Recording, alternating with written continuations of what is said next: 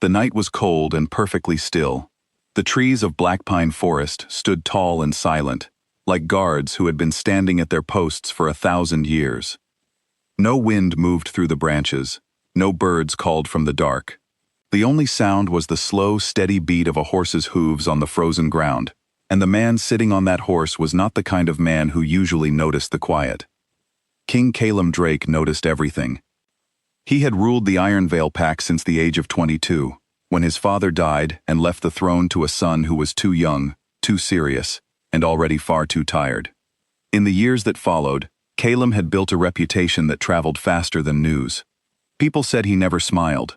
People said his decisions were final before the words even left his mouth. People said he had no softness left in him, not even a small piece hidden somewhere private where no one could find it. Those people were mostly right. He rode into the forest alone every year on the night of the blood moon.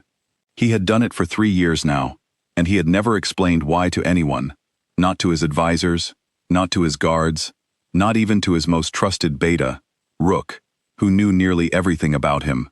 Rook had long ago learned that there were some doors in Calum's life that simply did not open, and the best thing a loyal man could do was stand quietly beside them. Tonight the forest felt different. Calum's horse, a large gray animal named Ash who was not easily startled, stopped so suddenly that Calum had to grip the reins with both hands. He did not scold the animal. In his experience, horses understood things before people did. He sat still and listened. At first there was nothing. Then, from somewhere deep among the roots of an old oak tree not far ahead, he heard it. A sound so small and so quiet that any other man riding at speed might have missed it completely. It was the sound of a child crying, not the loud, demanding cry of a child who wants something. This was the other kind, soft and exhausted, the sound of someone who has been alone for a very long time and has not yet given up, but is getting close. Calum was off the horse before the thought had fully formed in his mind. She was sitting between 2 large roots at the base of the oak, her knees pulled to her chest, and her face tucked down against them. She was small, no more than 3 years old, perhaps younger. She wore a cloak that was far too large for her, dark brown and heavy, with the hem pooled around her like a puddle. Someone had wrapped it around her carefully. Someone who loved her had done that, and then left. Calum crouched down a few feet away. He did not reach for her. He was a large man, and he understood that large men who reached for small, frightened children in the dark were not helping anyone. "Hey," he said. His voice came out softer than he intended. The child lifted her head. Her eyes were silver. Not gray, not pale blue. Silver, the kind of color that caught light and held it. Calum had seen eyes that color only once before in his life, in a painting that hung in the East Hall of the palace, a portrait of his mother that had been done the year she died. He had walked past that painting every morning for 3 years without fully looking at it. He was looking now. The girl studied him with the focused, unembarrassed attention that only very young children have. She was still crying slightly, small tears that she had not bothered to wipe away. Then she said, in a clear and very certain little voice, "You smell like Mama." Calum Drake, who had not hesitated in 15 years of difficult decisions, could not move for a full 10 seconds. He looked down at the cloak wrapped around her. It was only when he leaned closer that he saw the small symbol stitched into the inside collar, a detail most people would overlook, because it was old, and the thread had faded with time. But Calum knew it. He had grown up seeing it on flags and rings, and the corners of official documents. It was the crest of the Iron Vale royal family, the crest of his bloodline. He had not seen it hand-stitched on a piece of clothing since his mother was alive. He took off his own coat without thinking, added it over the cloak already wrapped around the girl, and picked her up as gently as he knew how. She did not struggle. She tucked her head against his shoulder in the way that small children do when they have decided, quickly and completely, that a person is safe. Calum stood up slowly, holding her with the careful rigidity of a man who has not held a child in a very long time and is afraid of doing it wrong. "Can you tell me your name?" he asked. "Lila," she said against his shoulder. He carried her back to the horse. The palace had seen many strange things in Calum's 3 years of rule. It had seen war councils that lasted 4 days without sleep. It had seen alliances broken and remade in the same afternoon. It had seen the king sit in silence for so long during a difficult decision that the room of advisors around him had quietly started to wonder if he had forgotten they were there. It had never seen him ride through the front gate at midnight carrying a sleeping child. Rook was waiting in the courtyard, as he always was when Calum returned late from anything. The beta was a broad-shouldered, dark-haired man of few words and very sharp eyes, and when those eyes landed on the small figure wrapped in the king's coat, something moved across his face. It was there for only a moment, and then it was gone. But Calum, who had known Rook for 15 years, caught it. It looked like guilt. Calum filed that away and said nothing. He brought Lila inside and called for the palace physician, who came quickly and examined the girl with careful, gentle hands, while Lila sat on a large bed and looked around the room with enormous silver eyes that seemed to take note of everything. She had a mild fever. She was tired and had not eaten enough. She was otherwise, the physician said, completely healthy. Then the physician paused. He took Lila's left hand in both of his and turned her wrist to the candlelight. There, on the soft inside of her wrist, was a small birthmark in the shape of a crescent moon. The physician looked at it for a long time. Then he looked at Calum. Then he looked at the mark again. "My king," he said quietly, "this is the Alpha Bloodline marker. It passes only through direct royal descent. I have seen it twice in my career. Once on your father, once on you." The room was very quiet. Lila, entirely unbothered by the attention to her wrist, looked up at Calum and said, "Can I have Mama's tea? Chamomile, with the little purple flowers." Calum looked at her. "Lavender?" he said. "Yes," Lila said seriously. "The purple ones." He had not told anyone in this palace about that tea. He had learned it from his mother as a boy, chamomile with dried lavender, for fever and for worry. He had shared it with exactly one other person in his life, years ago, on a quiet evening when she had come to him with a cold she was pretending not to have. He had made it for her himself, and she had said it was the kindest thing anyone had ever done for her. Her name was Sarif Voss. He had sent her away 3 years ago. He called for Elder Marin before sunrise. She was a small, white-haired woman who had served 3 kings before Calum, and who, in all the years he had known her, had never cried in front of him. When she walked into his study and saw his face, she sat down in the chair across from his desk and folded her hands in her lap, and the tears came before he had said a single word. That told him almost everything he needed to know. He asked her anyway. He asked her clearly and directly, the way he asked every question, without anger in his voice, because anger was a tool he used only when he needed it, and he did not need it now. He needed the truth. Marin gave it to him. 3 years ago, when Calum had been pressured by his council to reject Sarif, a healer-class woman they considered beneath the dignity of the royal bloodline, Sarif had already been carrying his child. The council had known. Elder Marin had known. They had said nothing, because they believed the problem would disappear along with Sarif when she went into exile. They had believed, as people who think they understand power often believe, that the small and quiet things in life would simply cooperate and go away. Lila had not cooperated. Rook entered the study a few minutes later. He did not wait to be asked. He stood by the window, his hands clasped behind his back, and he spoke to the glass rather than to his king, which was how Calum knew this was going to be hard for him. 6 months after Sarif's exile, Rook had found her. He had not been looking. He had been traveling through the border region of Thornmere on pack business, and he had seen her in the market, carrying a basket and a baby wrapped against her chest. She had looked tired but steady. She had looked, Rook said quietly, like someone who had made peace with something difficult and was now simply getting on with life. She had made him swear on his wolf bond not to tell. "She said you had made your choice," Rook said, still looking at the window. "She said she would not use a child to reverse it." Those were her exact words. Calum sat very still for a long time after that. Then he said, "Where is she now?" It was not a question. It was the beginning of a direction. Rook turned from the window. She collapsed 2 nights ago. A wasting illness she had been managing for months. There is a healer with her in Thornmere, but... He stopped. She left Lila at the forest edge because she thought she was dying. She chose the forest where she knew you still rode. She left the royal cloak because it was the only proof she had that would make you look twice. Caleb stood up, and the chair scraped back across the stone floor. "Watch the child," he said to Rook, and then he was already walking. The journey to Thornmere was 12 hours at a normal pace.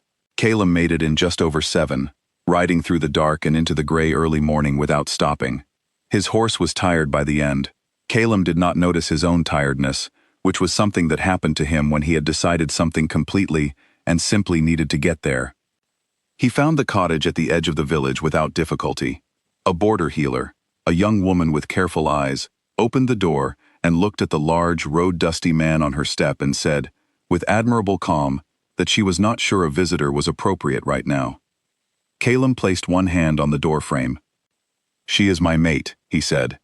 The healer stepped aside. The room was small and warm. Sarif lay in the bed near the window, her dark hair spread across the pillow, her face pale in the way that people's faces go pale when their body has been working too hard for too long. She was breathing. That was the first thing Caleb checked, and the relief that moved through him when he confirmed it was so large and so sudden that it surprised him, because he had not allowed himself, during the 7 hours of riding, to consider the possibility that she might not be. He sat in the chair beside her bed. He did not know how long he sat there.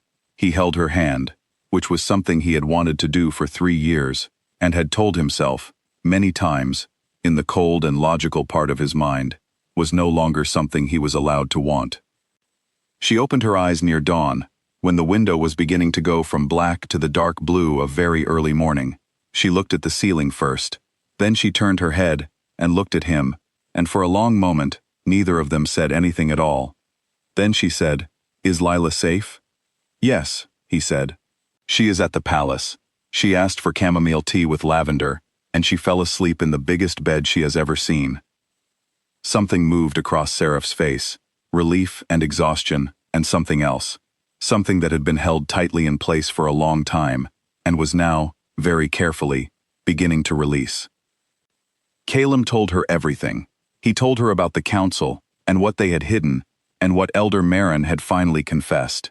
He told her about Rook, and the promise that had been made in Thornmere Market 6 months after her exile.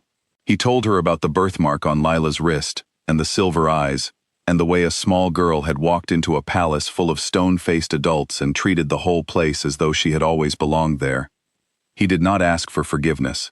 He had thought about it during the ride, whether he should, whether he had the right to ask for something that large.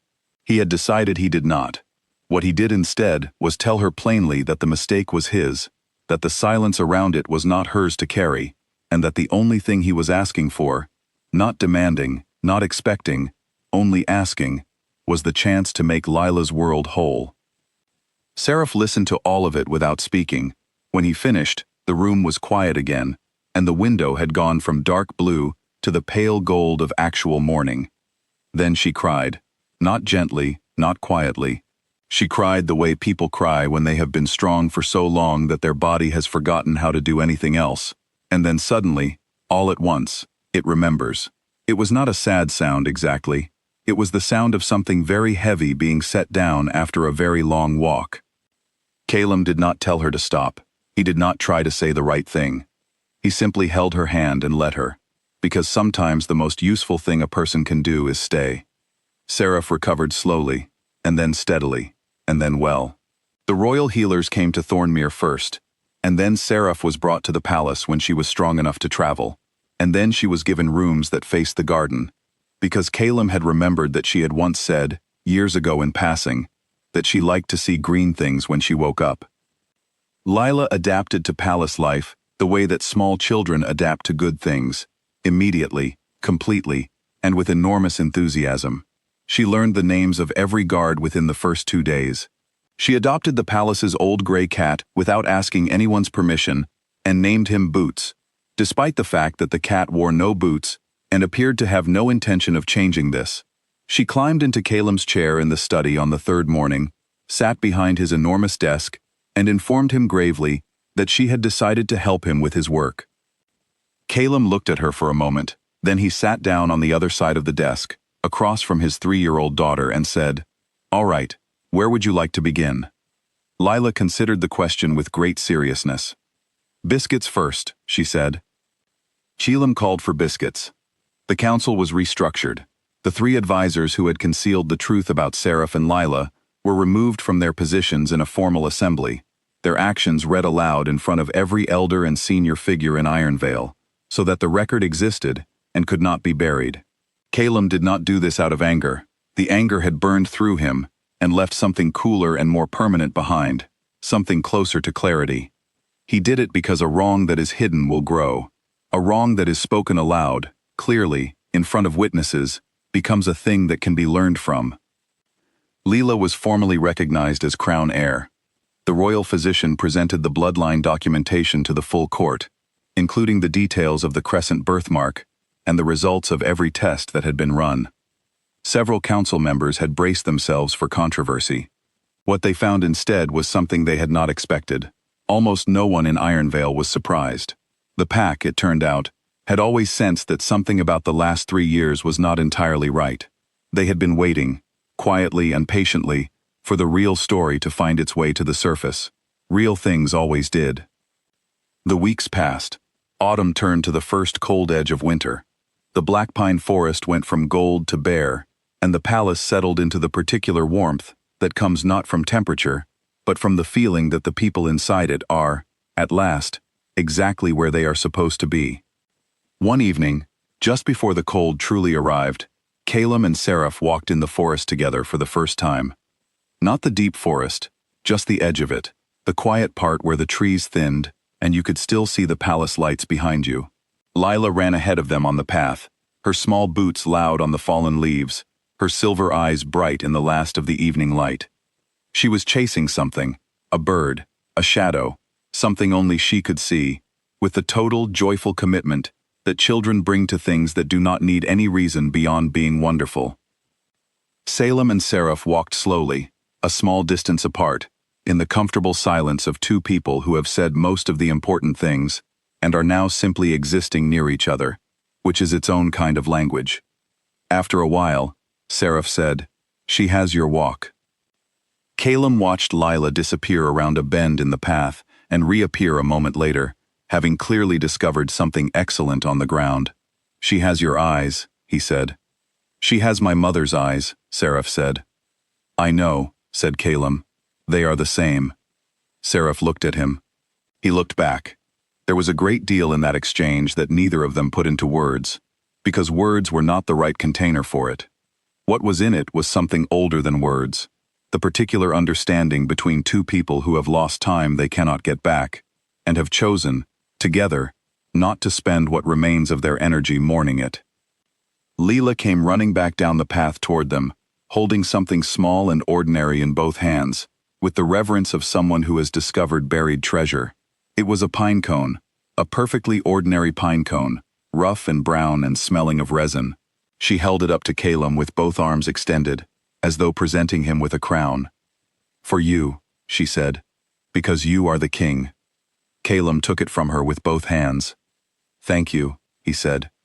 He carried it all the way back to the palace. He set it on his desk that night, next to the stack of documents and the heavy ring that bore the Ironvale seal, and he left it there. His attendants, who cleaned the study every morning, learned very quickly not to move it. The king, they noticed, had begun to smile sometimes. Just a small one, barely there, easily missed if you were not paying attention. But it was real, and it was his, and that made it worth more than any large thing he had ever been given. A crying child in the woods had found him. She had known him by something that had nothing to do with his title, or his reputation, or the long story of difficult choices he had made to become the man he was. She had known him by something simpler, and older, and far more important than any of that. She had known him by the way he smelled like home,